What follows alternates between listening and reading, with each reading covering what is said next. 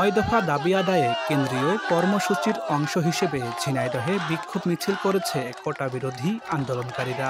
শনিবার 12টায় শহরের আরাপপুর থেকে বৈষম্য বিরোধী আন্দোলনের ব্যানারে বিক্ষোভ মিছিল বের করা হয়। মিছিলটি মুজিব চত্বর হয়ে পায়রা চত্বরে গিয়ে সংক্ষিপ্ত বক্তব্যের মাধ্যমে শেষ হয়। এ সময় বক্তারা তাদের দাবি মেনে না নেওয়া পর্যন্ত কর্মসূচি চালিয়ে যাওয়ার ঘোষণা দেয়। ঝিনাইদহে কি মানবাধিকার কর্মীরা নেই? সারা বাংলাদেশে সারা বিশ্ববিদ্যালয়ে এমনকি প্রাইভেট বিশ্ববিদ্যালয়ের শিক্ষার্থীরা যেখানে শিক্ষার্থীদের সাথে শিক্ষকরা মাঠে, সেখানে ঝিনাইদহের আমার আপনার কয়জন শিক্ষক আমাদের পাশে আছে? সেই শিক্ষকদের কাছে আমি বলবো, কতটা খারাপ লাগলেও বাস্তব সেটা হলো এই আমাদের মতো ছাত্রদের কাছ থেকে আর সম্মান পাওয়ার আশা করবেন না। অনুরোধ আপনাদের বলবো, আমাদের বাপ মা আমাদের ভালোবাসে, আমরা যখন জানে এরা ছাত্রদের দাবি আদায়তে রাস্তায় যাইতেছে তখন আমাদের মানা করে না, কিন্তু অনেকের বাপ মা নাকি মানা করে। ওই জায়গা থেকে বেরিয়ে আসেন। দেশের মানুষের এই আন্দোলন, ছাত্র জনতার আন্দোলন, এই আন্দোলন বাংলাদেশ রক্ষার আন্দোলন।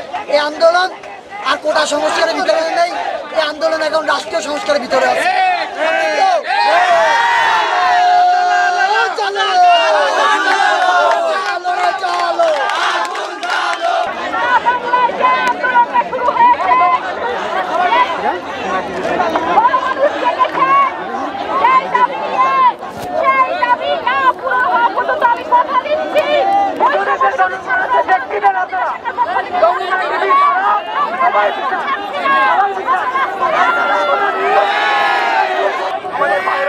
আমাদের ভাইরা কর্মসূচি ঘোষণা করেছে 9 দফা। সেই 9 দফা নিয়ে বিভিন্ন চলতেছে। আমাদের এই 9 দফা পর্যন্ত আমরা আমাদের কর্মসূচি চালিয়ে যাবো। আমরা ইতিমধ্যে দেখেছি এই কর্মসূচিকে, আমাদের ছাত্র জনতার কর্মসূচিকে প্রশ্নবিদ্ধ করার জন্য, মুক্তিযুদ্ধ বিরোধী জামাত, শিবির, বিএনপি এসব ট্যাগ দেওয়ার জন্য এবং আন্দোলনকে দমন করার জন্য সরকার নিজেদের এজেন্ট দিয়ে বিভিন্ন জায়গায় ভাঙচুর সহিংসতা দিয়ে সেই দায় ছাত্রদের উপর দিয়ে আমাদের উপর এখন যখনই আপনারা এইসব দায় দিয়ে যান, সেই দায় এই ছাত্র সমাজ, এই বাংলাদেশের জনগণ আর মেনে নেবে না। জনগণ এখন স্বতঃস্ফূর্তভাবে রাস্তায় নেমে এসেছে। অতএব আমাদের আগামী কর্মসূচিগুলো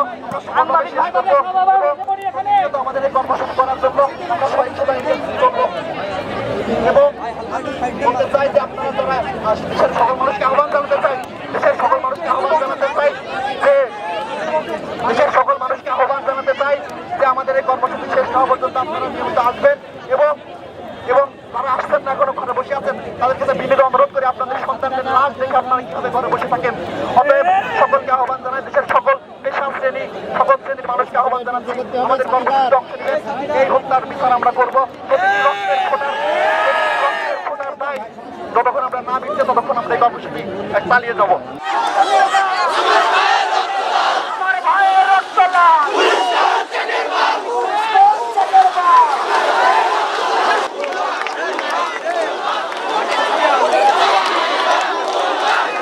এদিকে আন্দোলনকে ঘিরে জেলায় নাশকতা প্রতিরোধে সতর্ক অবস্থানে ছিল পুলিশ। সকাল থেকেই জেলা শহরসহ বিভিন্ন গুরুত্বপূর্ণ স্থানে পুলিশ মোতায়েন করা হয়।